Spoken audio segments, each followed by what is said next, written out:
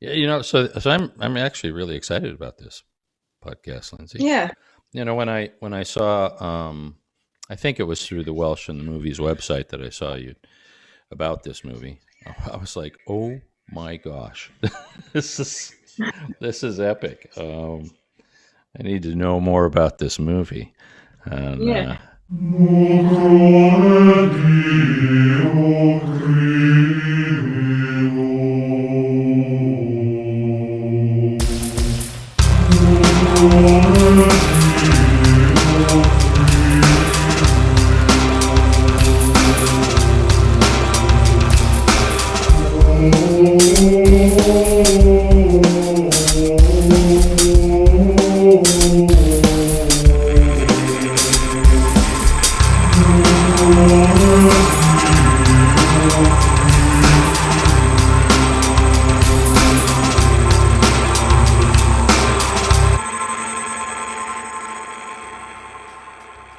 yeah. So anyway, for those of you who are just jumping on right now, um, I'm Phil Wyman, and I usually do something called the Wild Theology podcast, and it's about all weird beliefs and whatnot in the world. This is kind of outside the box of that. Um, but everybody who knows me knows that I have a passion for one country in the world, particularly. It's really deep, and I'm hoping to move there possibly this year. Um, Pretty close to where Lindsay here in the other box.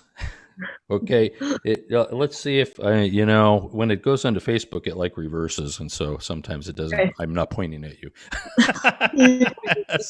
Right, right. So Lindsay over here is living on Unismon. What? So where on Unismon do you live? Um, in Newborough, which is Okay. one of the best beaches in the world. So it is literally across the world, across the water from Carnarvon. You can see Carnarvon Oh, Castle. yeah, yeah, Uh, yeah, yeah, yeah, yeah. it's right opposite. Okay, now that you say that, I know I've been there. Yes. There you go.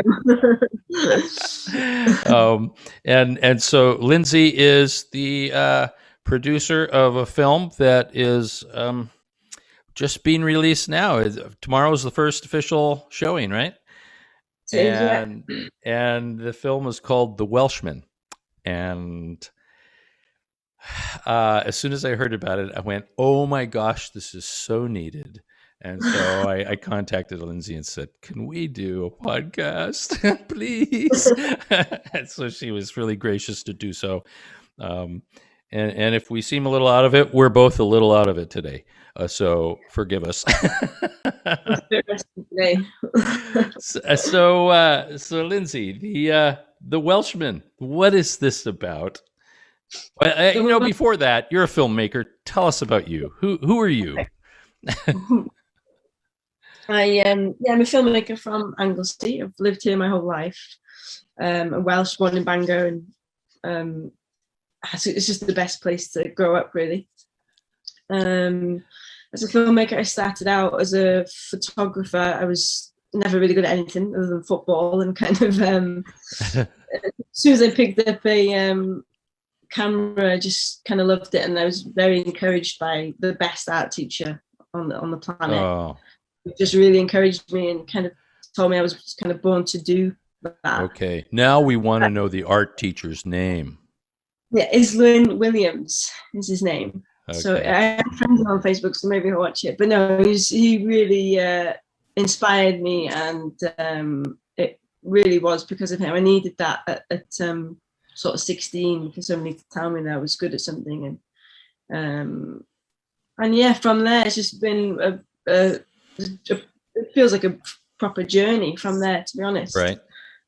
Because the photography, those images kind of translated into moving images. I started doing sort of small animations and like sort of like flick book stuff out of the photos, Right. Right. and yeah, so just it kind of just evolved into storytelling, and then I ended up going to university to do filmmaking, and Okay. fell so, and I've been doing that since, just trying to make films off my own back or working in TV and on film Right. sets and stuff like that. Just it really is just, I just love it.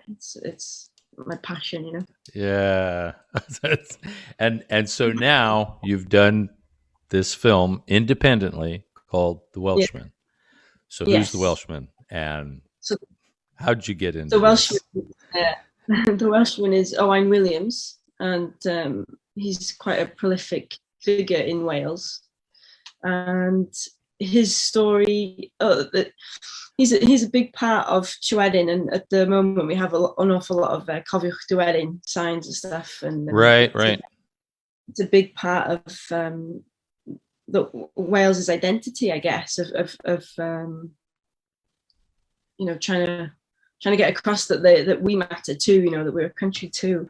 right. And So about it was a little less than 2 years ago. It's almost exactly 2 years ago.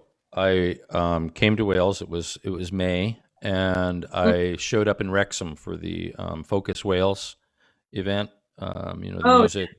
Yeah. yeah, And I was kind of helping with the event, and Andy, the guy who puts it together, I met him in Austin, Texas, and he said, "Oh, you should come over." So I did. And when I arrived in Wrexham, I was like looking for somebody who, puts in siarad Cymraeg in Wrexham. I didn't know. I couldn't, it's right there on the English border. So who speaks Welsh here?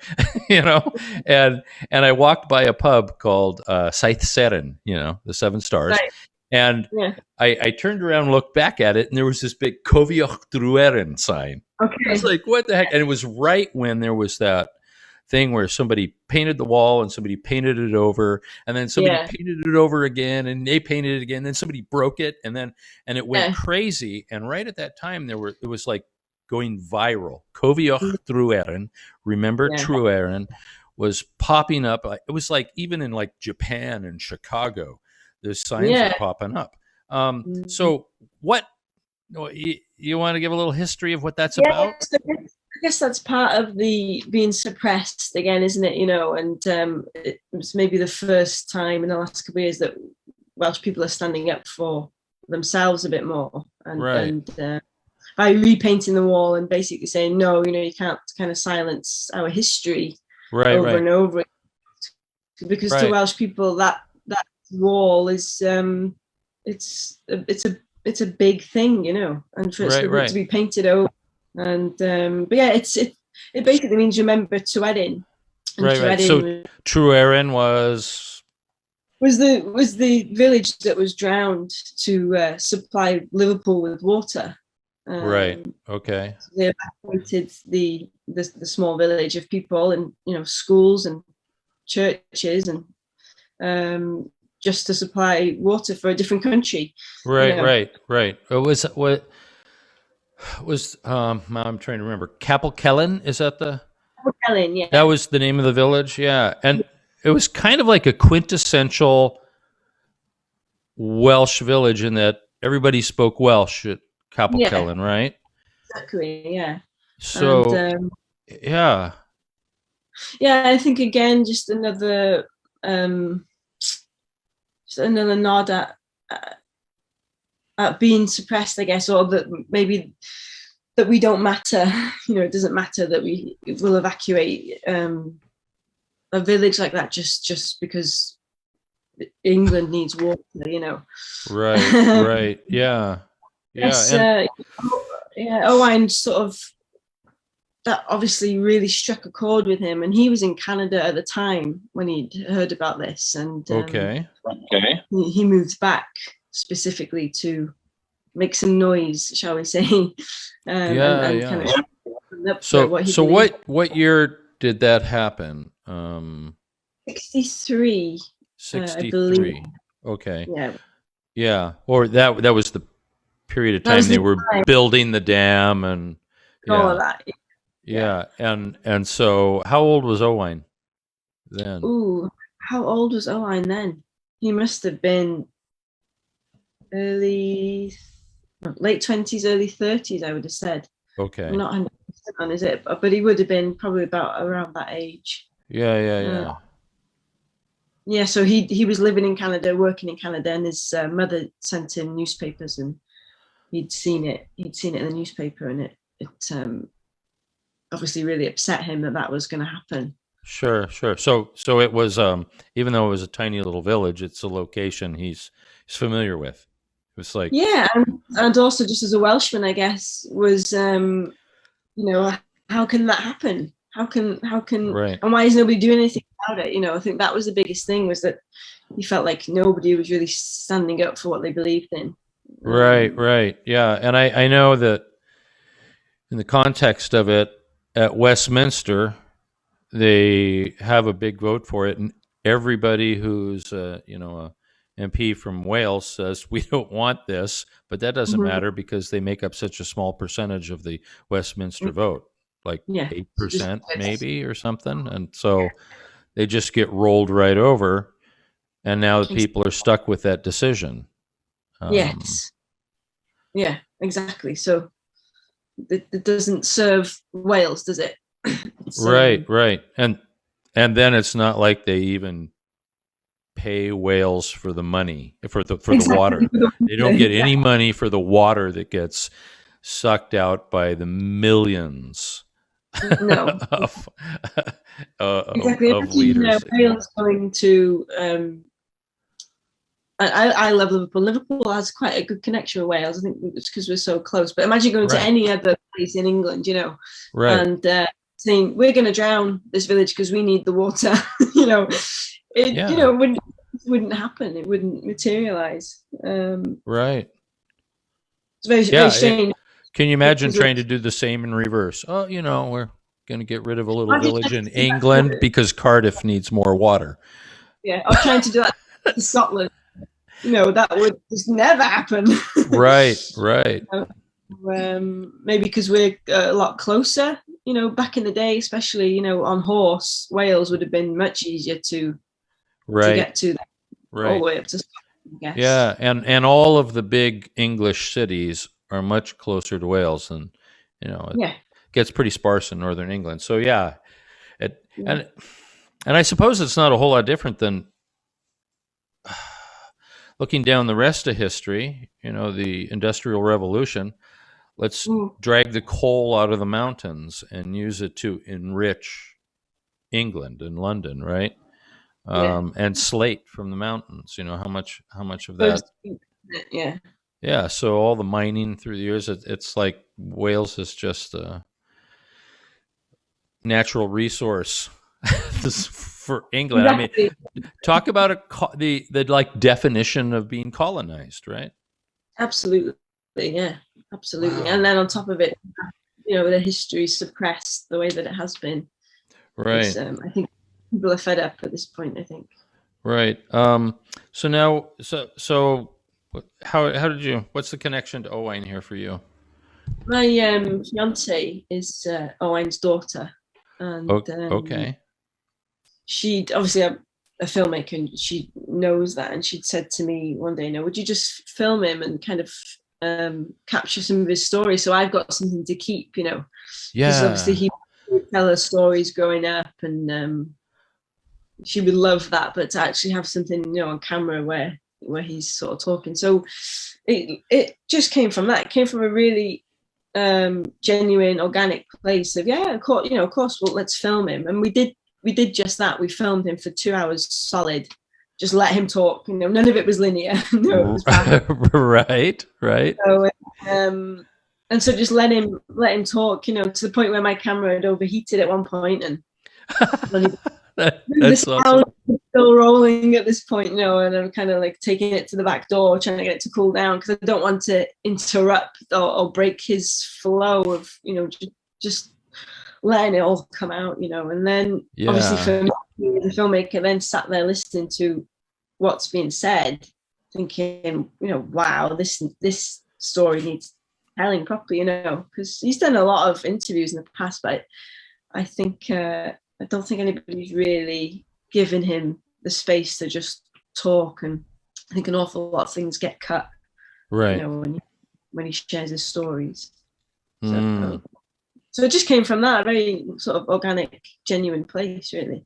Right. And then oh, go ahead. Sorry. And then obviously getting the footage back, and into edit. I felt very overwhelmed by that 2 hours plus of talk. So just I went through the process of how I would make a film. Normally I started to write down key moments that he was talking about and tried to find some sort of structure, and I spent 2 years just going back to it and adding to it, and what's needed here, and just took my time with it really, because nobody knew I was making it. I wasn't making it for anybody else other than, I guess, Owain and Enki, his daughter, so right. So maybe that's why it's getting a nice reaction. Is it had no preconceived ideas about it. Right. It's great timing because of the things that are going on in Wales, and it's just a really nice portrait of him. Really. Yeah, that the timing aspect with the rise of the Annibynniaeth Yes Cymru, the independence movement, which I was telling you my story about visiting when it was probably my third visit to Wales, and I was at Carnarvon Castle, and there was the Prince of Wales exhibit, right? And I walk into it, and I know this story that might be apocryphal about the first Prince of Wales was supposed to speak no language but Welsh. He never learned it because he was an Englishman, and crying and just feeling like, wow, that just seems so wrong, and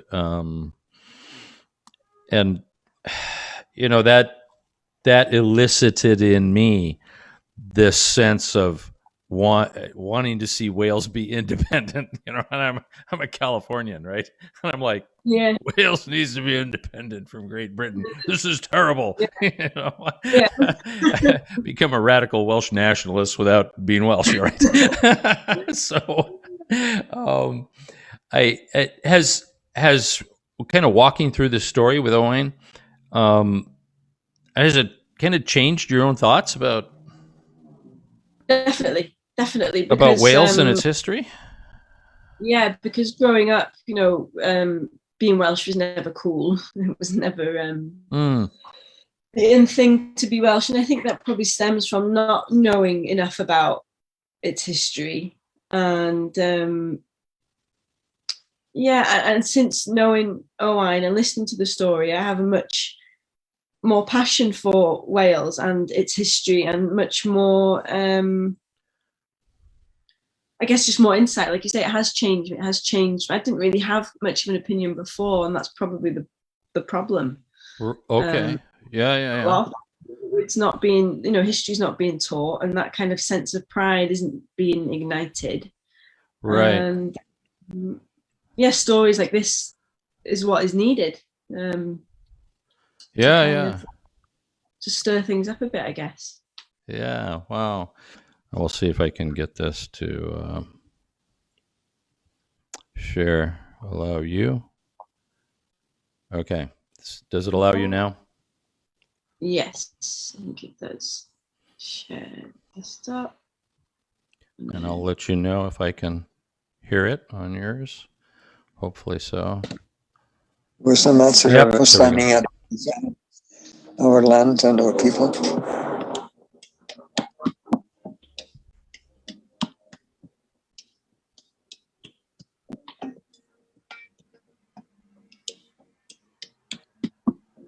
I was scared of them coming. I didn't know what the suicides would do to me, so I carried a gun with me.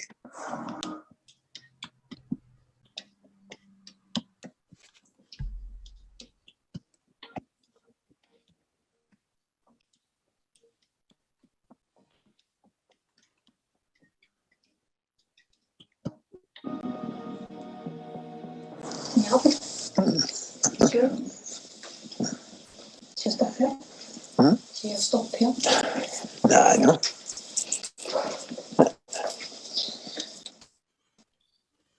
There we go. So,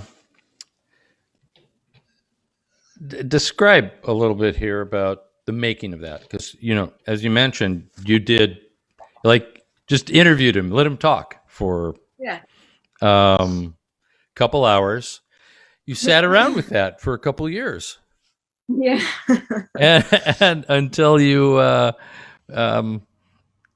came up with an idea for making this happen? What? I think my motto through it all, I kept repeating to myself, the problem is the solution. The problem is the solution. And because I had no budget for it. And Right. anytime I thought trying to obtain a budget for it, I just felt like that involvement in another company, in a company coming in and saying, yeah, great idea, great story, and giving money would be, but you can't say that, and you can't say that about Prince Charles. You'll have to cut that. We can't have Owain say, negative things about Prince of Wales. And it really kind of tainted the idea of working with a company to get a budget, and that was really difficult because getting archive footage and stuff is really expensive, right. And it also gives the film a shelf life. If I was to get archive footage from the investiture, say, then I can only use it for 5 years, and then they have to pay again. And really, what I want the film to be is for people to see it for as long as it needs to be seen, and for people to have access to it like that, and to not be under contractual constraints in that way. Right. In its shelf life and in its, you can't say that, you can't let you can't let Owain just tell his story naturally, So the process was really just step by step, just listening to what he was saying and trying to figure out what does that look like and what does it feel like, and just trying to give it a visual reference, I guess. It's so cinematic, the story is so thin. And so that the problem is the solution. I kept coming back to anytime there was a problem, which was a lot, and every edit and re-edit, and I got to a point with it where I'd done an awful lot in the space of a year, and it hadn't really changed. And then in the last sort of month, I'd gone hell for leather and done the whole film changed completely. I thought, this is it. I found it now. I found where it needs to go. And for some unknown reason, Final Cut automatically saves. It's been edited on Final Cut, and I'd obviously saved it as a different file or under a different name. And I'd gone back on to edit one day, and it wasn't there, was it? It had gone. It had vanished, and I sat and I bawled. My partner said, it'll be fine. You're panicking. Breathe. It will be there. It's not like you've not lost it. Yeah. I was trying to say to her, I was opening up the project, and I was like, no, you're not understanding. All the footage is there. I've not lost the footage, but the edit I've just made in the last month has gone. And I can't get that back, because it really is an artistic sort of expression. It's like painting. You can't kind of right. You can't really get that back. It's man, yeah. Film, and I was crying. I've done that kind of thing with like writing projects, and and all of a sudden, your final work is like, where did I go?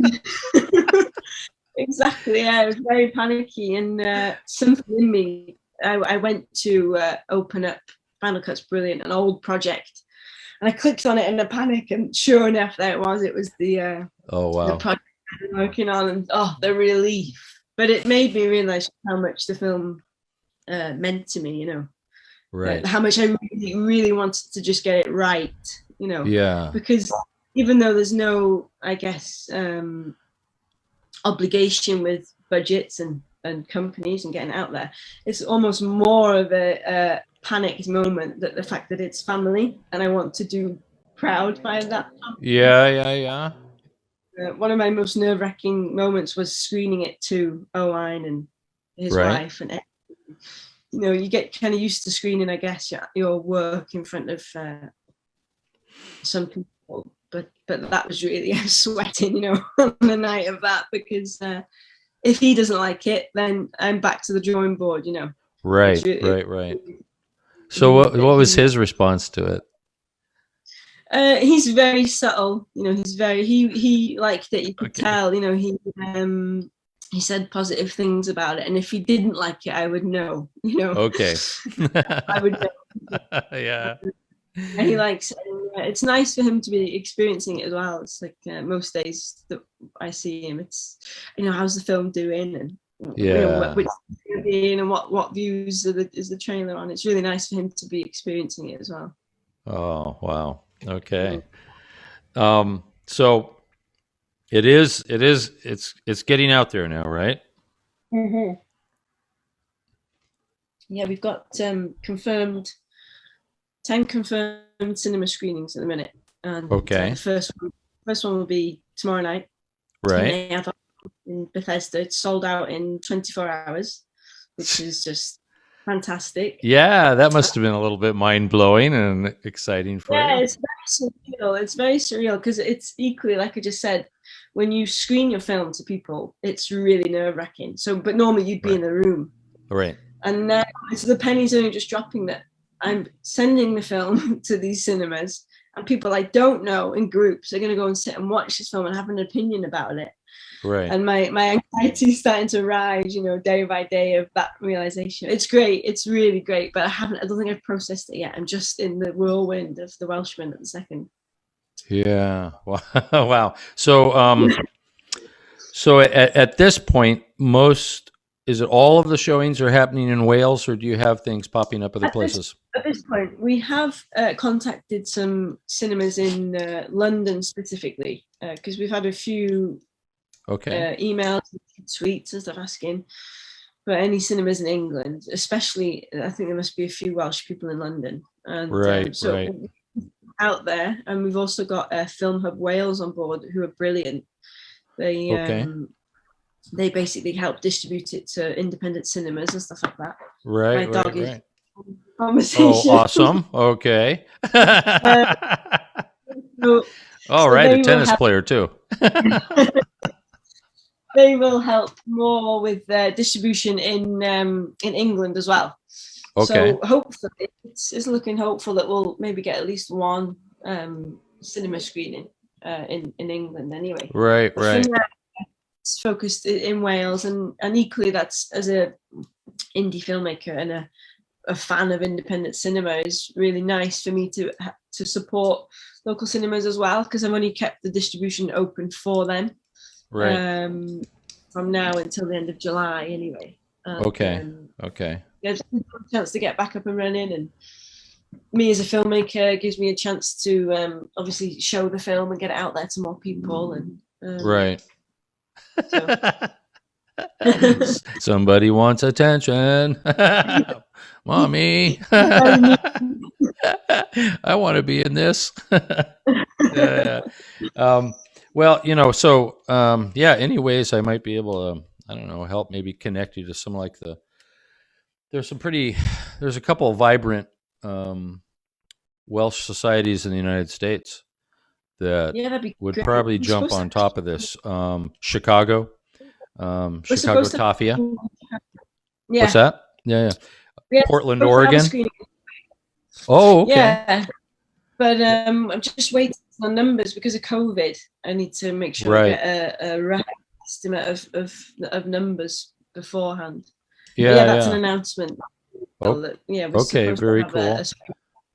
And I'll bug a couple of my friends in the Boston area, say to them, hey, great. what can we do to get the Welshman here?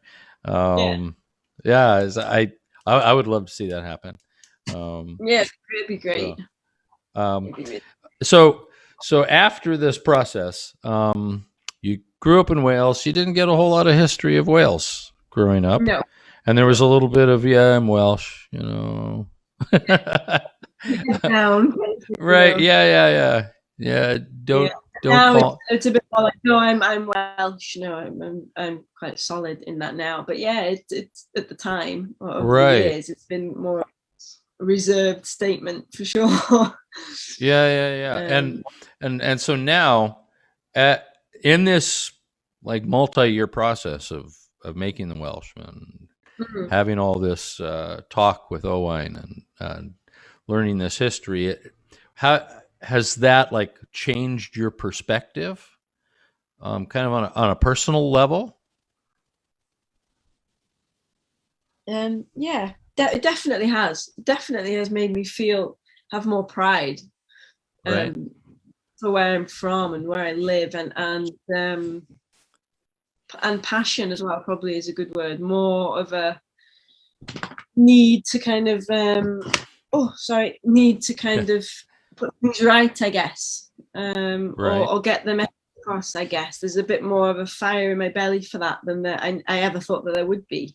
Okay. Wow. Okay. And again, I do think that comes from, knowledge is power, and not having that knowledge as Right. growing up as a teenager and not really ever being taught any Welsh history. It can only come from that. Yeah. And like, I mentioned earlier, it blows my mind as, an American that Yeah. you didn't have Welsh history, because not only did we have U.S. history, but we had to have classes in California history. And that was like grade school, junior high, high school. I mean, everywhere we had California history as part of what we had. So our state, and of course the United States is weird. The word state is actually supposed to be, like in the UN, synonymous with nation, right?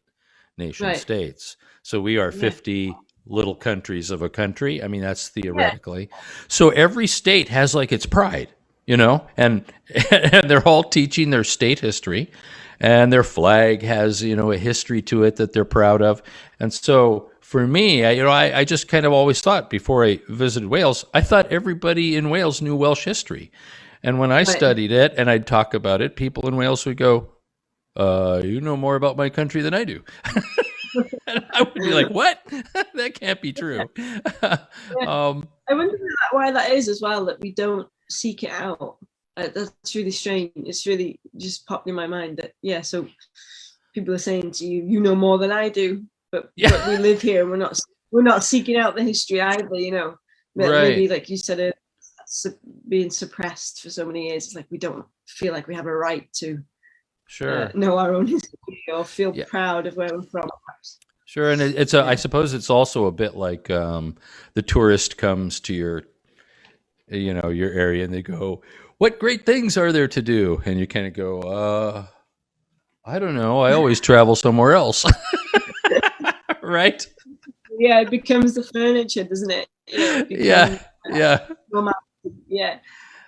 And for me, at least, when I think of, there's 600 castles or something in Wales, and it's like the home of Arthurian legend, and mountains that were used by to train for climbing Everest. I mean, things like that. I think, how could there not be everybody running around going, "Look what a great place I live in," as a Californian, there's surf in Wales. I mean, these things are all fantastic. Yeah, strange. It can only be suppressed for however many years. Right. Yeah.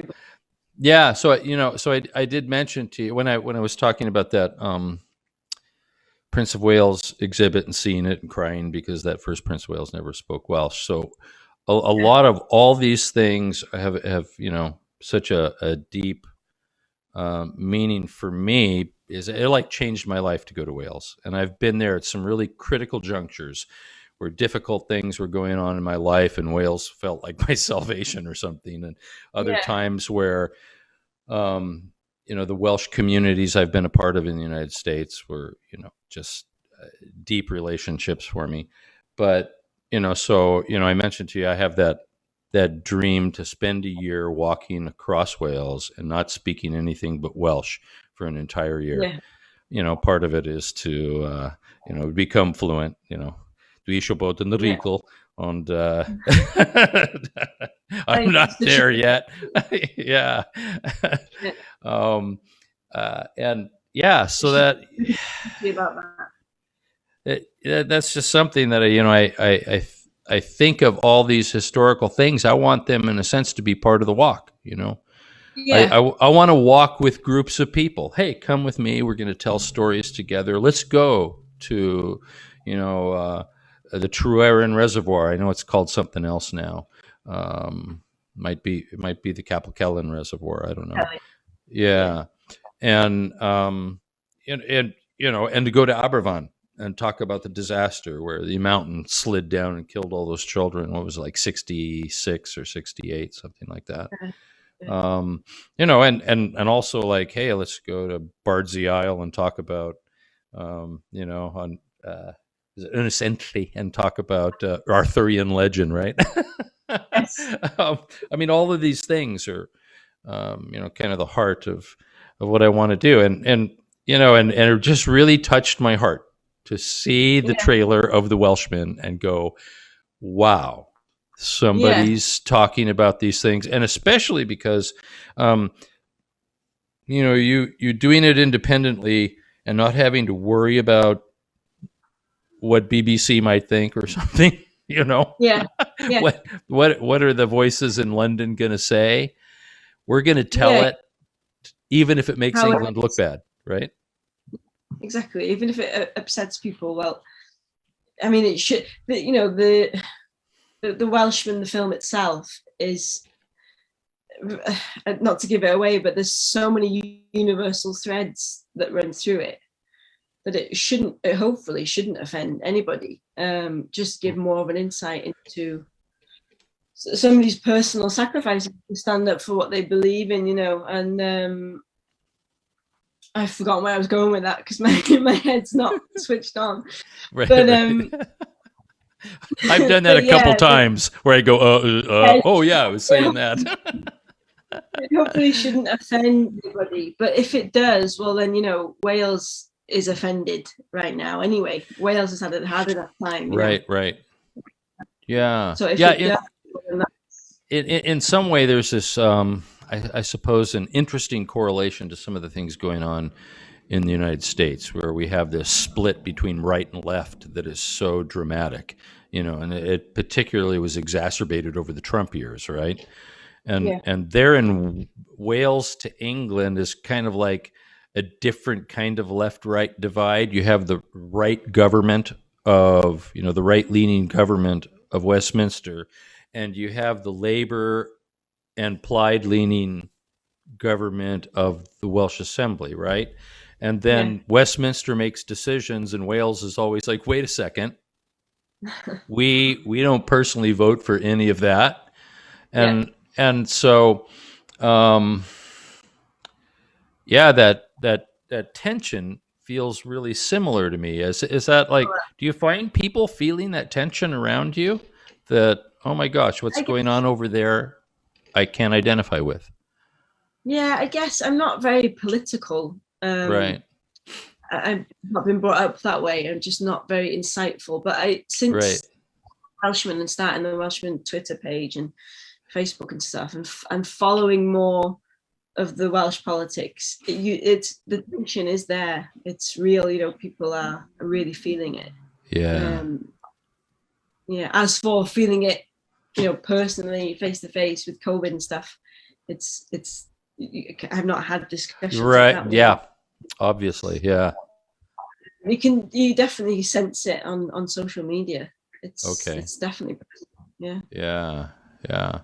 So I don't know if you've seen the podcast. It's called "Are You Yes Yet?" Have you seen that podcast? I haven't seen it. No. Okay, so it's connected with the Yes Cymru people, and these guys just kind of have normal conversations with different people, asking, "Are you yes yet?" Yeah. And then they talk about it, and they have like a sliding scale of, are you like this or that. So on that whole question of Welsh independence, on Abuniaeth, where do you stand? I think it's great. I think it's needed, isn't it? I am on board. Wow. Yeah. I Did think doing this film push you even further that way?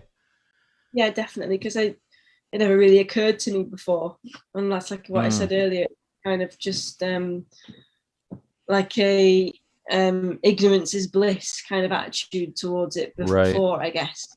Whereas now I feel a bit more awake to it, and I think Welsh independence is a great idea, and I think we're more than capable. Yeah. I can imagine there's a lot of, certainly my American friends and probably even Welsh expatriates, living in America who maybe aren't. The Americans who don't know much about Wales are probably like, what? That doesn't make any sense. Isn't it part of England? That's a standard thinking, right? Yeah. It's like a county of England or something, not realizing it's its own country. And country. yeah, not knowing anything about the history. And then they probably identify a little bit with, well, you expect California to become its own country? And, I could actually point you to a number of people who do think that. Yeah, Hawaii would like to be its own country. Vermont sometimes, Texas is always going, we don't want to be a part of this. And from the right and the left, they're both like, thinking that way. So for a lot of people, even to hear about this, they're like, what? You mean like Scotland? Because we have heard of Scotland voting for independence. Yes. And you expect the Scottish to fight or something, right? Yeah. And Northern Ireland, we've heard about that. But exactly. Wales has been left out of that equation. Again, being suppressed and feeling like maybe we're not worthy or that it's wrong to voice our opinion in some way or something. I think that's quite deep rooted. Yeah. But yeah, wow. I think the Scots are... I went to Scotland about 2 years ago, and the thing I found most fascinating was every other kind of 100 yards there was a brown sign, and brown signs here are kind of businesses, right, point you in the direction of the business or whatever. And here we don't have necessarily that many brown signs. We don't I remember seeing those brown signs on my way up to Edinburgh one year. Yeah, and then Scotland. As soon as you hit Scotland, it's everywhere. They really celebrate their own independence, their own. Right, yeah. So in a sense, it's like in the state of Vermont, you see a lot of things that say "Buy Vermont," right? Yeah. So it's like buy local, buy things from Vermont. And Scotland does that really well. And it does do that really well. And Wales sure needs to. It does. We seem to shy away from it a bit. But I think that is changing. But that is something that they do while they promote themselves well. They are confident being sort of self-sufficient, Yeah. Okay, so tell us where people can find out more about the Welshman and things that you might be up to in the future. Where do they connect with Lindsay Walker and the Welshman? All the social media handles for the Welshman are the Welshman Doc. So just the Welshman Doc. That's Facebook, Twitter, Instagram. Okay. Everyone, we keep it up to date as much as possible. Right. So all the cinema dates and stuff like that. We've confirmed locations, but not dates yet because of COVID. Right. Some cinemas are kind of slower to reopen and get the film into their programming and stuff like that. So all of those dates and places will be sort of announced as well over the next couple of weeks. Yeah, and that I'm not a film industry guy or know much about it, So, but any connections I have to people who might be interested, I'm gonna be sharing this around and saying, you need to. Oh, brilliant! Yeah, and when you do come over, Phil, let me know and we'll try and meet up. It'll be great to film. Absolutely, get together for a pint in the pub or something. Yeah, so that'd be great. Okay, so this has been Phil Wyman. Usually it's the Wild Theology podcast. I guess this is kind of it as well, because for a lot of people, this has been pretty wild stuff, and that is Lindsay Walker, and it has been awesome. It's so good to see you face to face. Not really, I guess, high five here. There we go. I've loved doing this interview, and I'm really excited about what you put together. So, may it just grow in the number of places that it's seen, and maybe change some people's thinking. Yeah, hopefully. Thank you. Thanks, Phil.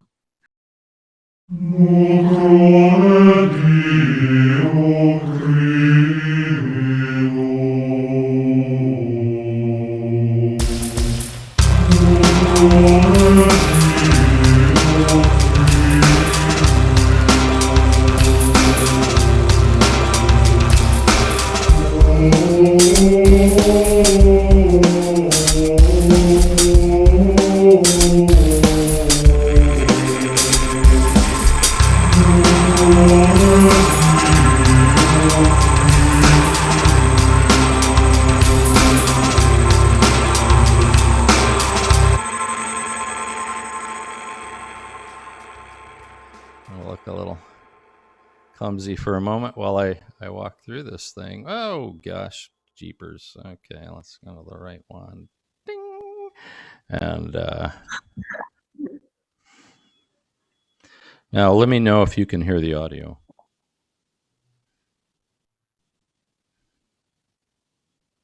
No. Ah,